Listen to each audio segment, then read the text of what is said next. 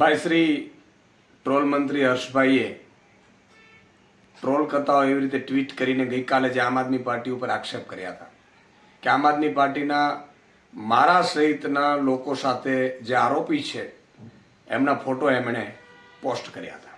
ગૃહમંત્રી તરીકે એક જવાબદારી બનતી હોય છે રાજ્ય સંભાળવાની.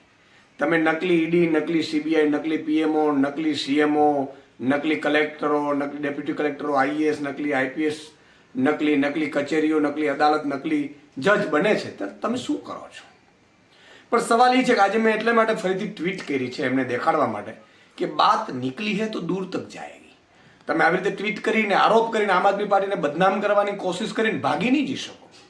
કાં તો તમે ખુલ્લી ડિબેટની ચેલેન્જ સ્વીકારો અને કાં પુરાવા લઈને આવો, અથવા તો આજે મેં એટલે માટે ટ્વીટ કરી છે કે આ જ આરોપી જે ઈડીના છે આમ આદમી પાર્ટીના કોઈ હોદ્દેદાર નથી.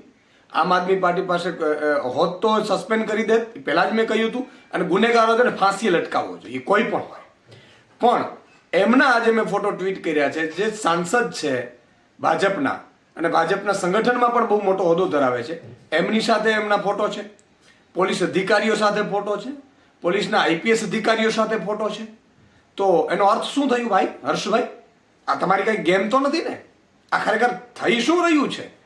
તમે બદનામ કરો છો આમ આદમી પાર્ટીને અને નકલી ઈડી વાળા તો તમારે ત્યાં બધા ભેગા થઈ રહ્યા છે. એટલે ભાજપનો જ સભ્ય છે કે શું? ભાજપે આનો ખુલાસો કરવો જોઈએ. ભાજપને દર વખતે અત્યારે માની લો કે બળાત્કારીઓ પકડાય છે તો ભાજપ સાથે પકડાય છે, ટોલ નાકાવાળા ભાજપ, નકલીવાળા ભાજપવાળા હોય છે, પોંજી સ્કીમવાળા ભાજપવાળા હોય છે. એટલે તમને એમ થયું કે આ બધા બદનામ ભાજપ જ થઈ રહ્યું છે, ચાલો ખોટો એક આરોપ કરી દઈએ આમ આદમી પાર્ટી પર. એવું તો નથી ને? આ બહુ ખોટી બાબત છે. તમારે સાંસદ સાથે એમના ફોટો છે, તમારે ખુલાસો કરવો જોઈએ કે એમના સાથે શું સંબંધ છે, અને આનો જવાબ તમારે આપવો જોઈએ. અને ગુજરાતની મીડિયાને પણ મારી વિનંતી છે કે આને તમે બે રીતે લો કે એક તો આમ આદમી પાર્ટીનો કોઈ હોદ્દેદાર નથી, હોત તો અત્યારે હું સસ્પેન્ડ કરી દે.